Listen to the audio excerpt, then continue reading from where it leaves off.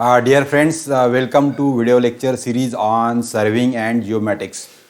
Today we will go for lesson number 4 and that is all about application of GIS. इसके पहले हमने देखा कि जियोग्राफिकल इंफॉर्मेशन सिस्टम यहाँ पे हम लोग जियो डाटाबेस का इस्तेमाल करते हैं. जियो डाटाबेस में हमने दो इम्पॉर्टेंट डाटाबेस के टाइप देखे. पहला हमारा जो था वो है special data which is actually geographical information of the any object or feature, and दूसरा हमने देखा that is non spatial data which is other numerical and statistical information about any feature or about any object or element. And along with this geo database is now attached to the various maps. तो GPS positioning system से हम यहाँ पर geographical information को प्राप्त कर रहे हैं रिमोट सेंसिंग टेक्नोलॉजी का इस्तेमाल करते हुए, और ह्यूज अमाउंट ऑफ डाटा जो है हमारे अर्थ के बारे में, हमारे अलग अलग लोकेशंस के बारे में या अलग अलग एंटिटीज़ के बारे में. And with the help of that database we are trying to find the answers of the some of the questions. And for that you require huge amount of data, and that is all that functionality is provided in the geographical information system. So here in this lesson, इस lesson में हम लोग किस प्रकार से GIS का इस्तेमाल हम लोग अलग अलग क्षेत्र में कर सकते हैं ये हम लोग यहाँ पर देखेंगे. इनिशियली यदि हम लोग यहाँ समझते हैं तो जो मेजर एरियाज हमारे GIS के एप्लीकेशन के हैं वहाँ पे हम लोग देख सकते हैं. सबसे पहला है लैंड मैनेजमेंट. हमारे ज़मीन का इस्तेमाल किस प्रकार से हम लोग कर रहे हैं. यदि हम लोग पूरे कंट्री की बात यदि करना चाहते हैं और वहाँ पे अलग अलग टाइप का लैंड मैनेजमेंट हम सब समझना चाहते हैं, so that is done by satellite. Cartosats हमने छोड़े, रिसोर्स सैट हमने छोड़े, ओशन सैट छोड़े. तो ये सारा लैंड का मैनेजमेंट हम लोग इस GIS इंफॉर्मेशन सिस्टम द्वारा कर सकते हैं. Then another is resource inventories. What resource is available at what location, that information we can use, we can process, we can understand, and we can prepare the resource inventories. Then another is watershed analysis. For various water conservation applications, for doing the watershed analysis, we can understand the actual situation in the field about various water bodies, and then we can perform some of the tasks. Similarly, site selection, for selection of the various infrastructure projects, which site is more suitable. So huge amount of information we need to collect about the site, and then we have to compare the different sites, and then the best of the site location we can select. So that is also facilitated by GIS.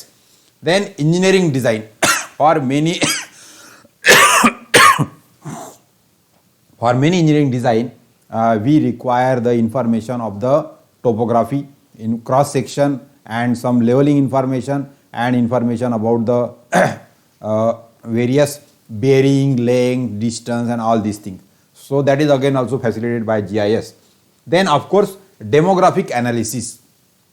There are various parameters related to the population of any country. So based on that various parameter we can carry out the demographic analysis, where huge amount of data we can process, and that is the data is again the location specific, that is a geospatial data. So in that way again the GIS is useful here. Then topographic analysis, to understand what exists at what situation. So depending upon the various locations on the earth, how the ocean is there, how the terrains are there, how the plain grounds are there, how the wetland was there, and in that way we can understand that. Then another is spread and the diffusion. At various locations there may be some spread of the diseases or some particular atmospheric condition, so that also you can analyze. Then geoprocess modeling. For the various GIS map we require geoprocessing, so we can create the different model based on the various scenario or various trend analysis or what if analysis. So that is also possible. Then facility management. There are various utility services that a government offers to the people. So to take the management of all these public facilities, also we can use the GIS for their smart management. Then logistic routing, that is again one of the important mode in the transportation modeling. So throughout the world, we are continuously taking the resources from one place to another place. So for all that, transportation management of all that, aviation sector, naval sector, road transport, railway transport, all that, so you can have a better route optimization with the help of GIS. Similarly, we can also use it for resource exploration, quantification of the resources, natural resources available. So that is also possible with the GIS study, GIS application. Corridor selection, in the various wildlife conservation practices, हमको जो जंगली जानवरों की जो आवाजाही है उसके लिए कहीं जा रहे रास्ते हमें बनाने पड़ते हैं, जहाँ से हम लोग किसी जंगल में से हमारा हाईवे यदि पास हो रहा है तो वहाँ पे हमको जानवरों को ये रोड से इस पार से उस पार जाने के लिए कुछ कॉरिडोर्स भी बनाने पड़ते हैं. तो ऐसे कौन से लोकेशंस है कि जहाँ पे हमें कॉरिडोर बनाने पड़ेंगे, उसको भी हमें समझना है. So we can use the GIS application and in this way the important is spatial measurement. यानी जो GIS या गूगल मैप हमें जो सर्विस प्रोवाइड करता है वहाँ पे हम लोग किसी भी 2 स्टेशन का डिस्टेंस या कितनी दूरी लगेगी या कौन सा ऑप्टिमाइज रूट रहेगा, एक रूट नहीं तो दूसरा रूट कौन सा अवेलेबल रहेगा, कितना डिस्टेंसेस रहेगा, रोडवे से कितना, एयर से कितना, ये सारी इन्फॉर्मेशन करने के लिए spatial measurements we can carry out with the help of GIS system. And incident mapping at any particular location, if suppose any particular incident occur, for example the outbreak of the corona, so for that also you can prepare one of the geographical map, and that is possible with the GIS system. And of course one is network analysis. For any type of network, either it may be sewer line network, it may be a road network, it may be a air traffic network, or it may be a any other type of network you require to build or to understand in a particular geographical area.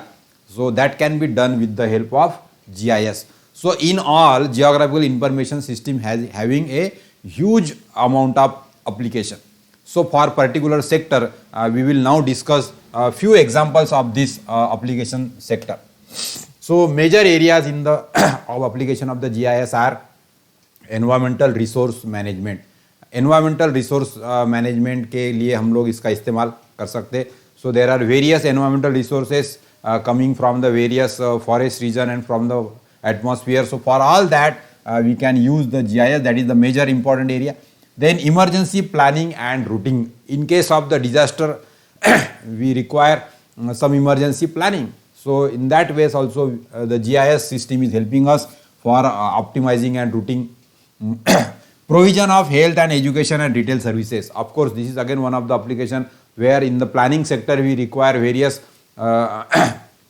information for understanding the real world situation. So regarding the health, regarding the education and regarding the retail services, we can make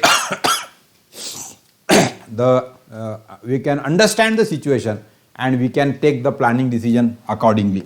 Similarly, facility management for the utilities, as already I have said that various utilities are provided and the infrastructure was built for that.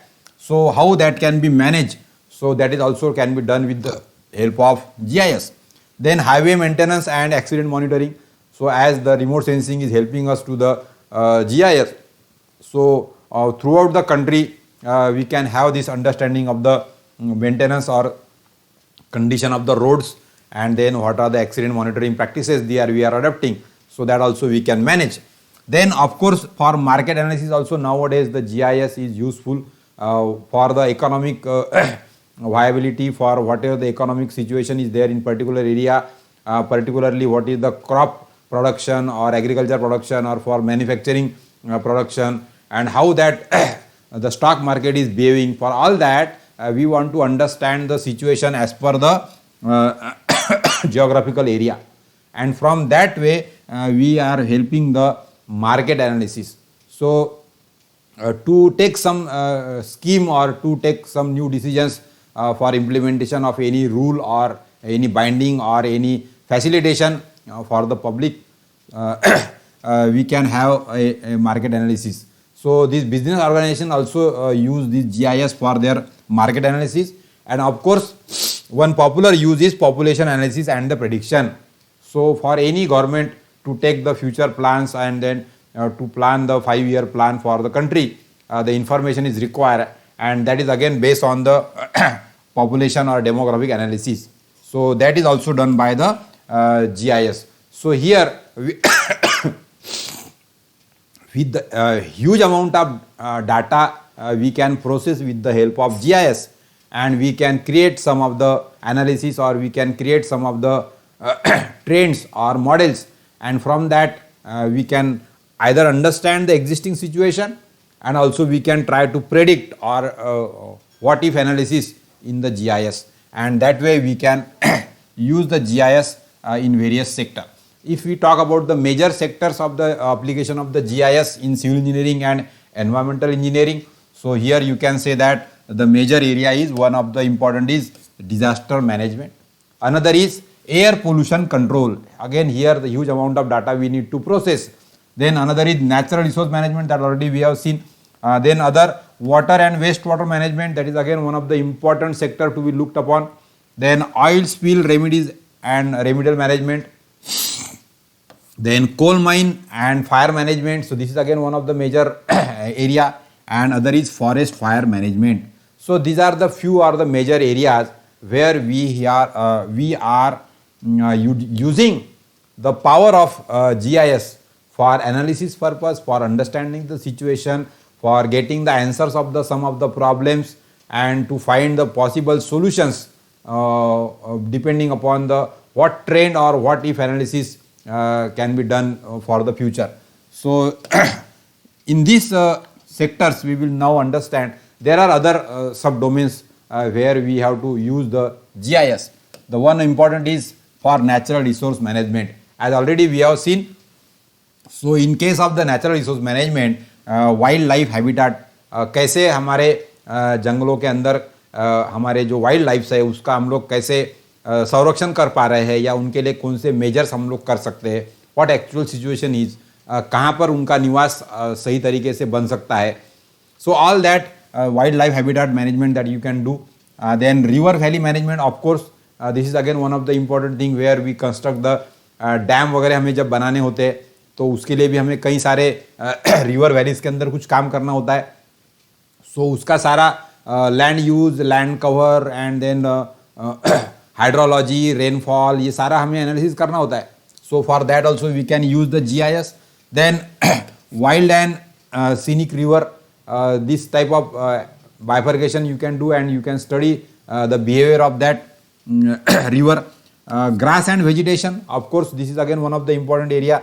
So we can continuously monitor the grassland, the vegetation area, and the deforestation, and these are issues are there. So to deal with this we can use the GIS analysis. Then forest fire damages, of course this is again one of the important area where the forest department can use these forest fire damages, and how that that is managed. So that can be understood with the help of various real world map prepared based on the GIS. So in how much area the fire is spreading, and how what is the direction of that spreading of that fire, and what are the various causes, and what losses will be there, so how we can manage that fire. So regarding these, all these decisions we require, and so if we understand that situation on a map with the particular location and then some quantification or area calculation, so then we can easily take the decision for management of this type of forest fire disasters. Then measuring the timber acreage, ये भी हम लोग कर सकते हैं कि किसी क्षेत्र के अंदर अलग अलग पेड़ों की संख्या, जैसे कि हम टीकुड़ या सागवान की यदि जंगल बनाते हैं तो वहाँ पे कितने डायमीटर्स के कितने बड़े बड़े पेड़ होंगे, और कितना लकड़ा, कितना क्यूबिक मीटर लकड़ा हमको वहाँ से मिल सकेगा. इस प्रकार से जो जंगल से आने वाले जो आउटपुट्स है हमारे, जैसे कि लकड़ी है, टिम्बर है, वेजिटेशन मास है, बायोमास है, सो इसका सारा क्वांटिफिकेशन करने के लिए भी we can use the GIS. Another important use for the GIS is categorization of the land capabilities. हमारी सारी जो जमीन है इसमें कैसे बदलाव आ रहा है, कहाँ पर नए प्लॉट्स बन रहे हैं, कहाँ पे सिटीज़ बन रही है, कौन सी लैंड एग्रीकल्चर में थी, अभी अभी चेंज हो गई है, उसका लैंड यूज़ चेंज हो गया है, वाटर बॉडीज़ कहाँ पर है, कैसे एग्रीकल्चर का एक्सपेंशन हो रहा है या डिफॉरेस्टेशन कहाँ पे हो रहा है, ये सारा कैटेगराइजेशन करने के लिए हम लोग GIS का इस्तेमाल, GIS मैप का इस्तेमाल करते हैं. Then the wetland management, that is also done with the help of how the wetlands is getting shrinking or increasing in the size. So all that is possible with the help of GIS map. Then similarly agriculture land management, ये तो काफ़ी important है agriculture sector के लिए कि अलग अलग प्रकार के क्रॉप्स कौन से जियोग्राफिकल लोकेशन में कितने क्वांटिटी में लोगों के द्वारा लिए जा रहे हैं, किसानों द्वारा लिए जा रहे हैं, इसको सारा इसको सारा समझने के लिए एग्रीकल्चर लैंड मैनेजमेंट के लिए हम लोग GIS स्टडीज़ का इस्तेमाल करते हैं. Then identification of the aquifer, where are the aquifer storing the waters. So for preparation of that map we can use that GIS analysis. Forest management, of course I have seen that, we have seen that various types of things are related with the forest. So either it may be a timber or it may be a one औषधि कहाँ पे बन रही है, या फिर अलग अलग पेड़ों की हाइट कम ज़्यादा कैसे हो रही है, डिफॉरेस्टेशन है, कार्बन सिक्रेशन है, and there are many issues which are related with the forest. Wildlife लाइफ मैनेजमेंट भी है. तो ये सारा हम लोग कर पाने के लिए we can use the GIS study. Then determination of real extent of the snow and ice.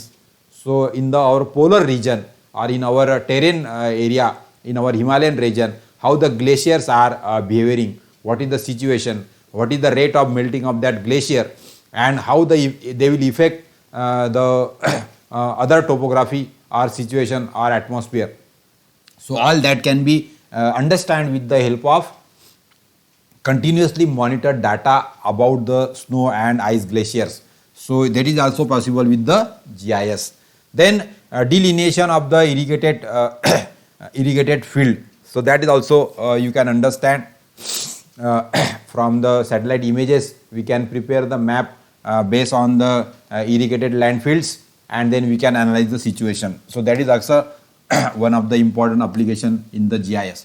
Then if we talk about the environmental engineering, so there are huge amount of application of the GIS in environmental engineering. Few of them are that is mapping and monitoring of the water pollution in the river or in the ocean or in the water bodies, in the lakes. Always there are different kinds of pollutions are happening. Some water pollutants are getting inside to the water bodies. So how that is happening, we can understand the situation in the case of map, and then we can take the decision regarding that. Then monitoring of the environmental effects. So that is very much important nowadays. For weather forecasting, we are continuously monitoring the various parameters of the weather, and all that data is now assessed by the remote sensing, and that is again reside at the any server. So we can understand the environmental effects. So जैसे कि अभी दिल्ली में fog और smoke का mix होके एक visibility का problem आ गया, तो वो सारा कैसे प्रॉब्लम क्रिएट हो रहा है और कितने एरिया में वो फैला है और कैसे उसमें चेंजेस आ रहे हैं, विजिबिलिटी कम या ज़्यादा अलग अलग समय पे कैसे हो रही है. तो किसी स्थान को लेके स्पेसिफिक पैरामीटर का एनालिसिस करने के लिए हमें काफ़ी सारा डाटा जो है ओवर द पीरियड हम लोग स्टडी कर सकते हैं, and that is possible with the GIS model. Then assessing the drought impact.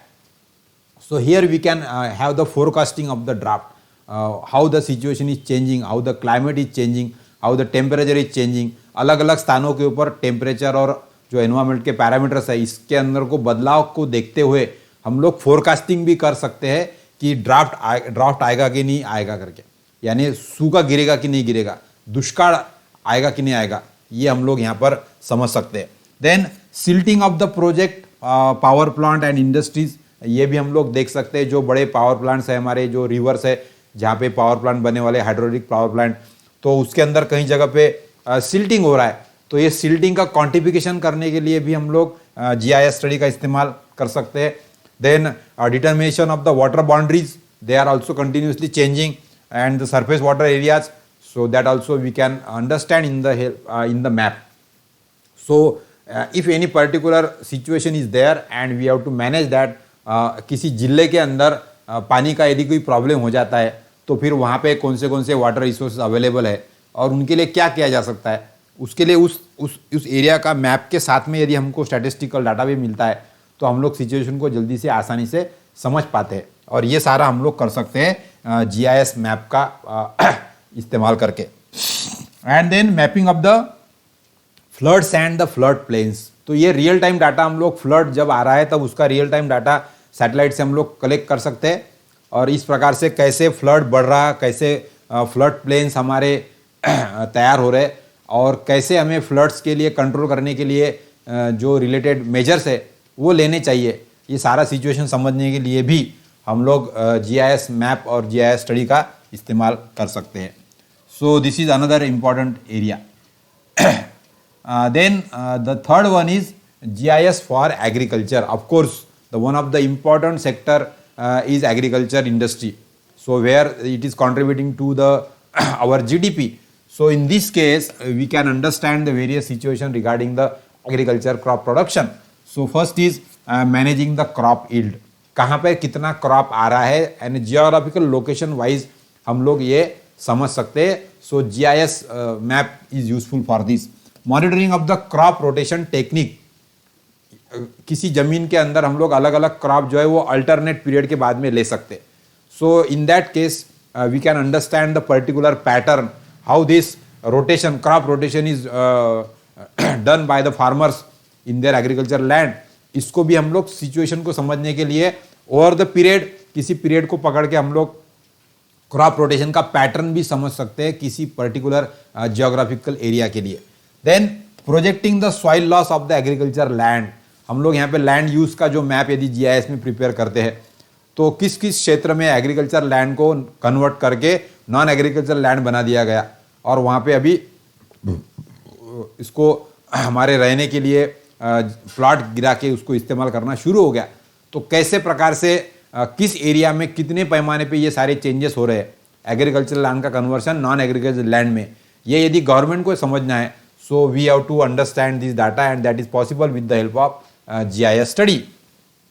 Soil amendment analysis, now that also you can understand. हमें पता है कि जैसा पंजाब में हमने कई सारे पेस्टिसाइड और केमिकल को दे के हमने वहाँ पे हरित क्रांति के हिसाब से जो भी हमने वहाँ पे खाद दिए, तो वहाँ की जो ज़मीन है वो अभी बंजर होने लग गई। तो इस प्रकार से एग्रीकल्चर लैंड में भी जो बदलाव हो रहे हैं, या फिर हम लोग भी कुछ आर्टिफिशियल जो खेती को मट्टी को हम लोग बदलना चाहते हैं, तो ये सारा कैसे हो रहा है, सॉइल अमेंडमेंट एनालिसिस हम लोग कर सकते हैं। अलग अलग इलाके में ये कैसे चल रहा है, and how it is useful और नॉट, और इट इज़ डेंजरस और not. So all this situation you can understand with the help of GIS study. Then of course erosion control, there is again one of the important study. हमारे जो river के जो beds है या river के जो हमारे किनारे है, वहाँ पर भी किस प्रकार से सिल्टिंग हो रहा है, किस प्रकार से इरोजन हो रहा है, जो रेनफॉल के अंदर जो हमारे जंगल है वहाँ पर भी हमारा कैसे इरोजन हो रहा है, तो उसका भी हम लोग ओवर द पीरियड समझ सकते हैं कि किस प्रकार से इरोजन का रेट कितना बन रहा है। So that is also possible. Then understanding the and managing the natural inputs for farming, understanding and managing of natural inputs for the farming. So ये भी हम लोग हमारा स्टडी कर सकते हैं। एग्रीकल्चर इंडस्ट्री के लिए हमारा बायोमास कैसे बन रहा है, कैसे कैसे क्रॉप हमारे अलग अलग सेक्टर में हम लोग ले रहे हैं, हमारे जो कैटल फील्ड्स है वो कैसे है, हमारे ग्लास लैंड कैसे है, इरिगेटेड लैंड हमारी कितनी है, नॉन इरिगेटेड कितनी है। तो जहाँ पर एक साल में 2 बार हमारे क्रॉप लिए जाते हैं, ऐसी एरिया कितना है, ये सारा एनालिसिस करने के लिए हम लोग GIS मैप का इस्तेमाल कर सकते हैं। So GIS is also useful in the agriculture sector. Another important sector that nowadays we are facing many problem in our air quality index. हमें मालूम है कि अभी दिल्ली के अंदर स्कूल बंद कर दी गई बिकॉज द AQI इंडेक्स जो है वो काफ़ी डेंजरस जोन के अंदर चला गया था। So for continuous air quality monitoring also we can use the remote sensing and GPS technology for collecting the data, and that data can be analyse with the help of GIS and then we can understand the situation. So यहाँ पे हम लोग sources of contaminants कहाँ पर है, जो भी pollution हो रहा है वो किस किस लोकेशन से आ रहा है, कैसे वो स्प्रेड हो रहा है, कौन से जो कंटेमिनेंट कौन से जो सोर्सेस है वो ज़्यादा डेंजरस है, ये सारा पता कर सकते हैं हम लोग GIS मैप के द्वारा। Then monitoring of the pollutant emission, ये भी हम लोग कर सकते हैं। जो इंडस्ट्रियल एरिया वहाँ पे से जो पोल्यूशन बन रहा है उसका क्वांटिफिकेशन कर सकते हैं और उसका स्प्रेड कैसे जा रहा है, किस दिशा में जा रहा है, तो उसका इफेक्ट आगे वाले किस एरिया में पड़ेगा, ये सारा समझने के लिए भी हम लोग कंटिन्यूस मॉनिटरिंग कर सकते हैं जो हमारे एयर क्वालिटी पोल्यूटेंट्स का। Then to track the EPA regulations, environmental protection act के जो भी रेगुलेशन है उसके तहत जो भी कुछ लिमिट्स डिसाइड कर दी गई है एयर क्वालिटी इंडेक्स की, तो उसको कंपेयर करते हुए हम लोग देश के अलग अलग शहरों के अंदर एटमॉस्फेरिक कंडीशन कैसे है, एयर पोल्यूशन कैसे है, वहाँ पे SOx NOx की मात्रा कैसे कम ज़्यादा हो रही है, ओजोन लेयर कैसे बिहेव कर रही है। सो एनवायरमेंटल प्रोटेक्शन एक्ट के जो रेगुलेशंस है उसके साथ में कंपैरिजन करते हुए हम लोग कई सारे ऑब्जर्वेशन, कई सारी स्टडीज़ और सिचुएशन को समझने के लिए रिजल्ट फार्मूलेशन का काम GIS द्वारा कर सकते हैं। Then effect on the ozone layer, of course this can be also possible with the GIS study with the help of remote sensing. Then conservation of the quality of air, इसके लिए भी हम लोग क्या कर सकते हैं उसके लिए भी हम लोग सिचुएशन को समझ सकते हैं। Then effect of smog, dust and airborne pollutants, इसका कितना प्रभाव हमारे AQI पे पड़ रहा है और अलग अलग सीजन में ये सिचुएशन कैसे बदलती है, इसको भी हम लोग GIS मैप द्वारा समझ सकते हैं वहाँ पे। And in that case dangerous areas कौन से हैं जहाँ पे हमें पहले ही प्रायर प्रिकॉशन कुछ लेनी चाहिए या कुछ रूल्स का बाइंडिंग हमें वहाँ पर अप्लाई करना है, तो किस एरिया में ऐसे रूल्स का बाइंडिंग हमने लगाना चाहिए, ये सारे को डिसीजन लेने के लिए GIS studies of air quality is helping us to take the correct decision. इसी प्रकार से दूसरा सेक्टर है हमारा क्लाइमेट चेंज। ये सभी हमारे पूरे वर्ल्ड में इसके बारे में बात की जाती है कि there is a climate change continuously happening. So for that, what is the past and the future data for the variety of sources can be managed. That is also required for the understanding the climate change situation. So that is possible with the GIS. Then analysis of this data is also required. It is also either it may be required for the research purpose, either it may be required for decision making, or some predictions for the future changes you can understand.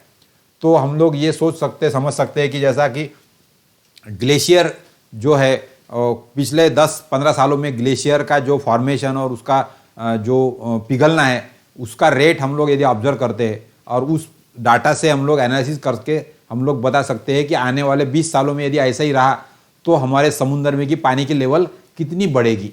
सो इस प्रकार का prediction या फिर forecasting करने के लिए हम climate change के लिए कई जगह पे GIS मैप का इस्तेमाल कर सकते हैं। इवन वो लेवल अलग अलग शहरों में कैसी रहेगी, समुद्र के किनारे के जो शहर है वहाँ पे अलग अलग कितनी लेवल में चेंजेस आएंगे, ये सारी चीज़ें भी हम लोग प्रेडिक्शन कर सकते हैं GIS की स्टडी के द्वारा। So that is also possible.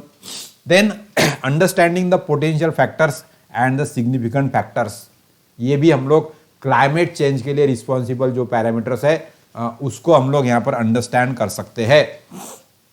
तो कौन से पोटेंशियल फैक्टर्स है और कौन से सिग्निफिकेंट फैक्टर्स है और वो कौन से सिचुएशन से, कौन से जियोग्राफिकल सिचुएशन से आ रहे हैं। यानी हम लोग यदि कंट्री की बात करेंगे तो सबसे ज़्यादा पोल्यूशन किस कंट्री में हो रहा है या कंट्री के किस इलाके में हो रहा है, यहाँ तक भी हम लोग सारी चीज़ें समझ सकते हैं। Then environmental monitoring, of course this is the important thing continuously going on.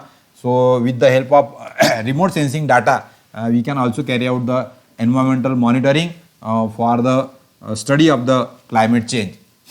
Another important area is again then forest carbon management. This is again one of the important sector for us. GIS allows the temporal climate data to be visualized, contrasted and forecasted.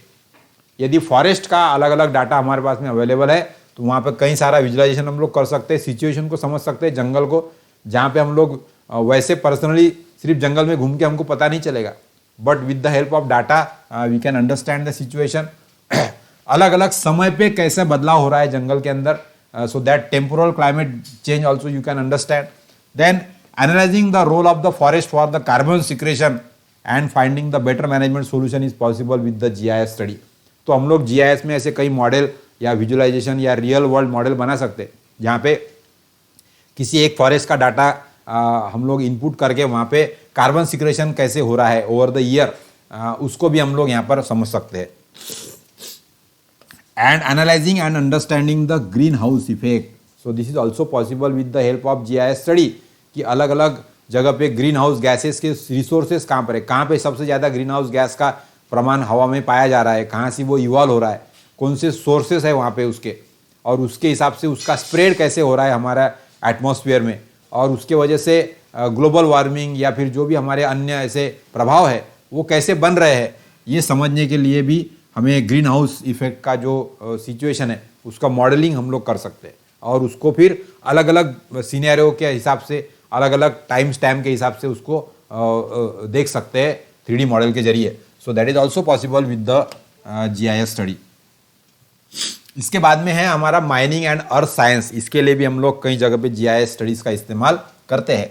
GIS intelligently, efficiently, comparatively, safely and environmentally helps the mineral exploration and mining. ये तो काफ़ी सारा important है. हमारा जो सबसे बड़ा हमारा नेचुरल रिसोर्सेज हमारे इंडिया में अवेलेबल है अलग अलग स्टेट्स के अंदर, उसका पूरा मैनेजमेंट, मॉनिटरिंग, अलग अलग स्कीम्स बनाने के लिए और अलग अलग इंफ्रास्ट्रक्चर प्रोजेक्ट्स खड़े करने के लिए हम लोग GIS का इस्तेमाल यहाँ पर डिसीजन मेकिंग के लिए किया जाता है. There are other infrastructure which are like pipeline, electric lines, road, ramp, and they are require for the mining facility changes. So how that can be frequently done. तो GIS facilitates this services planning. ये सारा यदि open cast mine हम लोग कर रहे हैं तो वहाँ पे किस प्रकार से पानी को बाहर फेंकने के लिए पाइपलाइन लगाएंगे, इलेक्ट्रिक सप्लाई का लाइन भी वहाँ पर हमको देना पड़ेगा, रोड नेटवर्क भी लगेगा पूरा ट्रांसपोर्ट करने के लिए रिसोर्सेज को, कई जगह पे स्लोपिंग रैम्प्स वगैरह करने पड़ेंगे जो ओपन कास्ट माइन से वहाँ पे रिसोर्सेज निकालेंगे. तो इसका पूरा इफेक्टिव मैनेजमेंट करने के लिए हम लोग यदि एक मॉडल बना लेते हैं, वहाँ का मैप को बनाते हैं और अलग अलग समय पे वहाँ की बारिश में वो कैसे काम करेगी फैसिलिटी, या धूपकाले में कैसे काम करेगी, तो इसके लिए फिर क्या प्लानिंग हमने करना चाहिए. तो ये सारा माइनिंग वर्क के लिए प्लानिंग जो है वो करने के लिए हम लोग GIS स्टडी का इस्तेमाल कर सकते हैं. और इसी के साथ में monitoring the environmental impact of the mining activities. Mining के कारण जो एयर क्वालिटी के अंदर जो हमारा डस्ट का प्रमाण बढ़ रहा है, कार्बन का प्रमाण बढ़ रहा है, या इस प्रकार के जो माइनिंग एक्टिविटी चल रही है उसके वजह से नॉइस पोल्यूशन भी हो रहा है, एयर पोल्यूशन भी हो रहा है, एट सम लोकेशन इट में be having a water pollution. तो ये सारे इफेक्ट कैसे हो रहे हैं, तो माइनिंग एक्टिविटी के जो होने वाले प्रभाव है उसको समझने के लिए भी हम लोग GIS स्टडी का इस्तेमाल कर सकते हैं. तो ऐसे कई सारे एप्लीकेशन हैं जहाँ पर हम लोग जियोग्राफिकल इंफॉर्मेशन सिस्टम का इस्तेमाल अलग अलग सेक्टर में हम लोग कर रहे हैं. ओशियन कंजर्वेशन ये भी एक और इम्पॉर्टेंट एरिया है. हमारे कई सारे रिसोर्सेज और हमारे कई सारे एक्टिविटीज़ ओशियन से भी रिलेटेड है. सो वहाँ पर GIS helps the conservation of conservationist. GIS helps the conservationist acquire, manage, analyze and visualize the spatial and thematic ocean data. तो यहाँ पे हम लोग ओशियन के डाटा को अक्वायर कर सकते हैं, मैनेज कर सकते हैं, एनालाइज कर सकते हैं और विजुलाइज भी कर सकते हैं, और किस प्रकार से ओशियन के अंदर अलग अलग सिचुएशंस बनेंगी इसके लिए हम लोग कंटिन्यूअस स्टडी कर सकते हैं.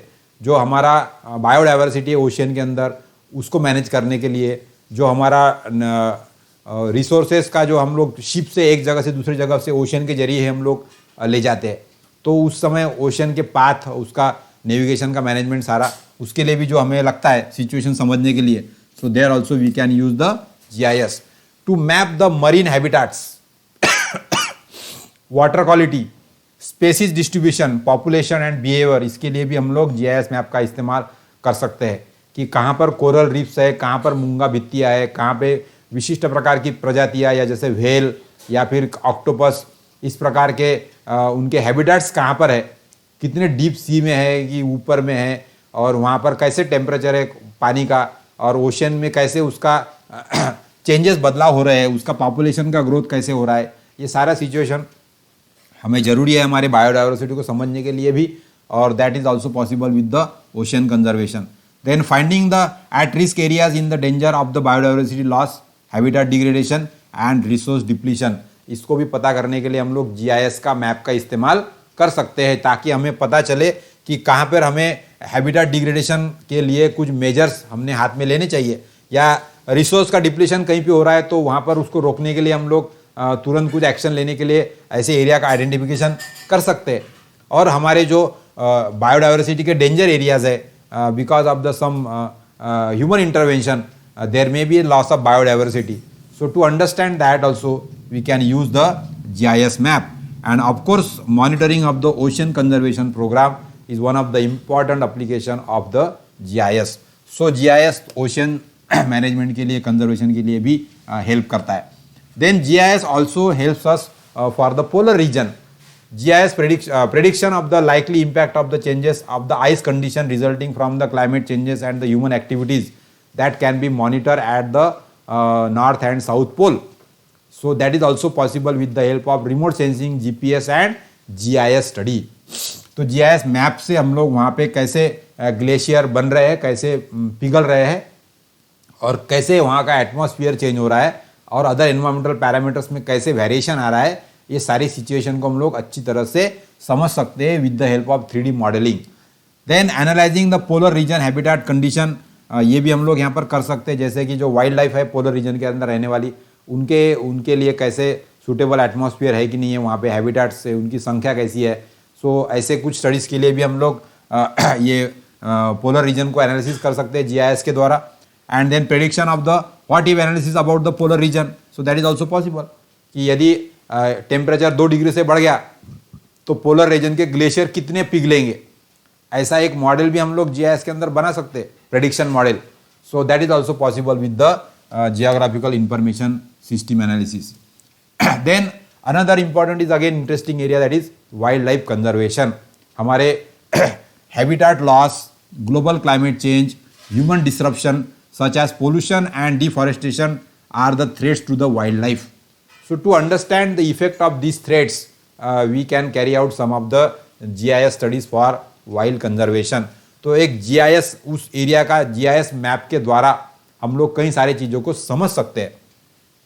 So GIS is an effective tool for managing, analyzing and visualizing the wildlife data for the better conservation of the wildlife.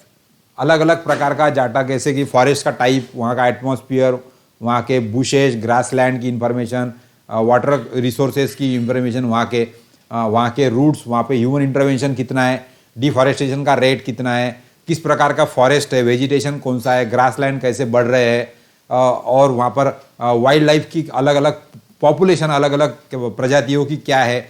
ऐसा huge amount of data is available and it is continuously getting monitored and captured in the Jio database.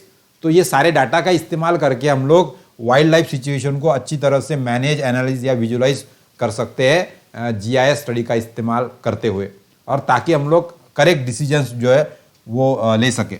Then population and the distribution, habitat use and the preference, progress of the conservation activities and historical and present regional biodiversity, ये सारा भी analysis हम लोग GIS model के द्वारा समझ सकते हैं.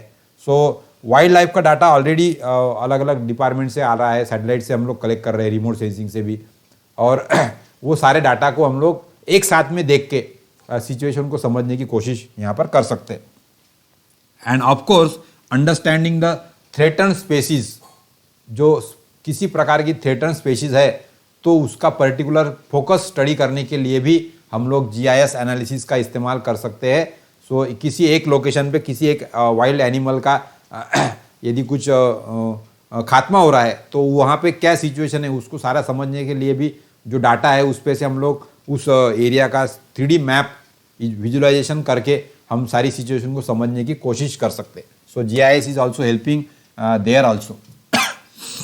Then we also use the GIS for the human health. ये तो और एक हमारा अच्छा एप्लीकेशन है GIS का, जहाँ पे tracking of the diseases spread ये हम लोग कर सकते हैं. जैसा कि अभी हमने कोरोना में देखा तो नेशनल लेवल पे डिसीजन लेने के लिए हमें अलग अलग गाँवों से, अलग अलग जगह से आने वाला जो डाटा है कोरोना आउटब्रेक का, तो उसको नंबर्स के साथ में हम लोग सिचुएशन के हिसाब से देख सकते हैं. तो कैसे स्थिति बदल रही है, कैसे स्प्रेड हो रहा है, वो सारा करने के लिए हम लोग डिसीज स्प्रेड का जो ट्रैकिंग है वो GIS मैप के द्वारा कर सकते हैं. Then lab specimen and the medical supply data, इसको कहाँ पर पहुँचाना है, किस जियोग्राफिकल एरिया में कितना स्टॉक अभी अवेलेबल है अलग अलग मेडिकल फैसिलिटीज़ का, और कहाँ पे स्कैरेसिटी है, ताकि सबसे पहले रिसोर्सेज वहाँ पर पहुँचाए जाए. ये डिसीजन लेने के लिए गवर्नमेंट को हेल्प करने के लिए GIS सिस्टम काम करती है. देन हॉस्पिटल अवेलेबिलिटी कहाँ पर है, ये भी हम लोग सिचुएशन मैप के द्वारा समझ सकते हैं। यहाँ पे किस प्रकार के अलग अलग कैटेगरी के हॉस्पिटल है उसको भी हम लोग यहाँ पर समझ सकते हैं। कोविड वार्ड्स हमने कहाँ पे बनाए थे। तो एक ओवरऑल कंडीशन, कंट्री की सिचुएशन या किसी स्टेट की सिचुएशन समझने के लिए हम लोग जीआईएस का मैप का इस्तेमाल कर सकते हैं। इसी प्रकार से हमारी टेस्टिंग की फैसिलिटीज़ की लैब्स कहाँ पर है, ये भी हम लोग यदि मैप के जरिए समझते हैं तो हमें आसानी हो जाएगी कि किस एरिया में नए लैब हमको खोलना पड़ेगा, किस एरिया के लैब में अभी कहाँ पर ज़्यादा लोड आ सकता है। तो ये सारा समझने के लिए जीआईएस मैप का इस्तेमाल हम लोग कर सकते हैं। देन मेडिकल पर्सनल डिस्ट्रीब्यूशन, जो हमारे मेडिकल स्टाफ है उनकी भी रिक्वायरमेंट अलग अलग देश के अंदर वहाँ पर कैसी है, ये सारी इन्फॉर्मेशन हम लोग यदि जियो डाटाबेस में डालते हैं, हमारे पीएचसी सेंटर्स, हमारे गवर्नमेंट हॉस्पिटल्स, हमारे प्राइवेट हॉस्पिटल्स और अलग अलग कैटेगरी के जो मेडिकल पर्सनल्स है उनके इन्फॉर्मेशन से हम लोग जो फ्यूचर हमें जो स्टेप्स लेना चाहिए उसके लिए क्या कर सकते हैं, उसके प्लानिंग के लिए भी हम लोग जीआईएस मैप का यूज़ कर सकते हैं। इसी प्रकार से फिर वनरेबल पॉपुलेशन का लोकेशन, यानी सबसे ज़्यादा प्रभाव पड़ने वाले लोग किस एरिया में हो सकते हैं किसी पर्टिकुलर डिजीज़ के लिए या किसी पर्टिकुलर डिजास्टर के लिए, उसको समझने के लिए भी हम लोग जीआईएस स्टडी का इस्तेमाल कर सकते हैं। And we can also use for the early warning system, यानी डिसीज का फोरकास्टिंग करने के हिसाब से भी हम लोग जीआईएस का इस्तेमाल कर सकते हैं। Of course but all this we need to create the database of such type of information. हमको उसके अंदर अलग अलग लेयर्स बनानी पड़ेगी, अलग अलग एंटिटीज़ को हमको बराबर इंटीग्रेट करना पड़ेगा, and then only we can carry out this type of all analysis which we require for the different purposes. इसी प्रकार से सस्टेनेबल डेवलपमेंट ये और एक इम्पॉर्टेंट सेक्टर है जहाँ पे हम लोग जीआईएस का इस्तेमाल कर सकते हैं। यहाँ पर जैसे कि ड्राफ्ट कंडीशन कैसे आ सकती है इसका प्रेडिक्शन करने के लिए हम लोग जीआईएस का मॉडल का इस्तेमाल कर सकते हैं। Monitoring of the water resources का डिप्लीशन कैसे हो रहा है, कैसे उसकी साइज और वाटर की क्वांटिटी का कम हो रहा है, इसको समझने के लिए भी हम लोग जीआईएस स्टडी कर सकते हैं। Then visualising the remote sensing data, जो रिमोट सेंसिंग से अलग अलग डाटा कलेक्ट कर रहे हैं उसको भी मॉडल के जरिए देखने के लिए जीआईएस में हमको उसका मॉडल बनाना पड़ेगा, विजुलाइज करना पड़ेगा। Model the data from the many sources, और अन्य प्रकार का जो डाटा है हमारा उसको भी मॉडल हम लोग कर सकते हैं। इकोनॉमिक एंड एनवायरमेंटल इम्पैक्ट कैसे पड़ रहे हैं किसी भी फीचर्स के, किसी भी पैरामीटर्स के, किसी भी फैक्टर्स के या किसी भी कंडीशन के, उसको भी समझने के लिए हम लोग जीआईएस का इस्तेमाल कर सकते हैं। इसी प्रकार से अलग अलग इंफॉर्मेशन अलग अलग लेवल पे शेयर करने के लिए भी हम लोग अलग अलग मैप का इस्तेमाल कर सकते हैं, जो मैप जीआईएस द्वारा क्रिएट किए जा सकते हैं। And then for comply with the planning and the reporting regulations we also need to create the GIS maps. So particular type के जो बड़े इंफ्रास्ट्रक्चर प्रोजेक्ट्स है उसके लिए हमें जीआईएस का मैप ही लगता है। एनवायरमेंटल इम्पैक्ट असेसमेंट यदि हमको करना है तो वहाँ पर भी हमको जीआईएस का ही मैप लगता है। तो ऐसे कई सारे कंप्लायंस है जो हमें करने पड़ते हैं, उसके लिए GIS study is useful. And then educate and advise the communities via online services, इसके लिए भी हमें सिचुएशन को समझने के लिए जीआईएस एनालिसिस का इस्तेमाल हमें करना पड़ सकता है। तो ये भी और ऐसे कुछ एप्लीकेशंस है जीआईएस के। इसी प्रकार से जीआईएस का इस्तेमाल water and waste water management में भी किया जा सकता है। इसके पहले भी हमने देखा, तो यहाँ पे वाटर क्वालिटी का मैपिंग, यानी अच्छी क्वालिटी का पानी कहाँ कहाँ पर अवेलेबल है, इसको समझने के लिए हम लोग एक जीआईएस मैप बना सकते हैं। Then waste water resources management, इसको भी हम लोग यहाँ पर कर सकते हैं। हमारे जो वेस्ट वाटर के रिसोर्सेज है वो कहाँ पे पॉइंट सोर्सेज कहाँ पर है और वो कैसे हमारे मेजर सोर्स तक जा रहे हैं और कैसे सिचुएशन बदल रही है वहाँ पे, वो हम लोग समझ सकते हैं। हमारे ट्रीटमेंट प्लांट का इम्प्लीमेंटेशन, जो पानी की हमारी पोर्टेबल वाटर की रिक्वायरमेंट है उसके लिए हमें जो ट्रीटमेंट प्लांट खड़े करने होते हैं, तो जिस प्रकार से सिटी का ग्रोथ हो रहा है तो किस लोकेशन में हमें वाटर डिस्ट्रीब्यूशन सिस्टम बढ़ानी पड़ेगी और उसके हिसाब से फिर नया ट्रीटमेंट प्लांट की कैपेसिटी कैसे बढ़ानी है, कि लगेगा कि नहीं लगेगा, ये सारा situation particularly in case of metropolitan cities it is very much essential. So ये that is also possible with the GIS map studies. Then availability of the water resources, understanding the water crisis, locating the fresh water supplies and understanding the water use pattern, that is also possible with the GIS maps of the various water bodies, and which are gives us various scenarios understanding the situation regarding the water and wastewater management. So that is also one of the important application. Then another is GIS supports the global green initiative. So as now till now we have seen that various applications are there where we can use the GIS map, GIS model. GIS gives us a visual representation of the data and we can understand the situation very clearly. So here worldwide it is used nowadays. It is the important technology GIS, technological and scientific support to create the program and process designated to return our planet to more sustainable and balanced level of the use. तो ये सारे कामों के लिए world wide GIS का इस्तेमाल यहाँ पे हो रहा है. डिटरमाइनिंग द ऑप्टिमम रूट, इसके लिए भी कई सारे जगह पे हम लोग आज GIS का इस्तेमाल कर रहे हैं. Optimum location for the wind farm.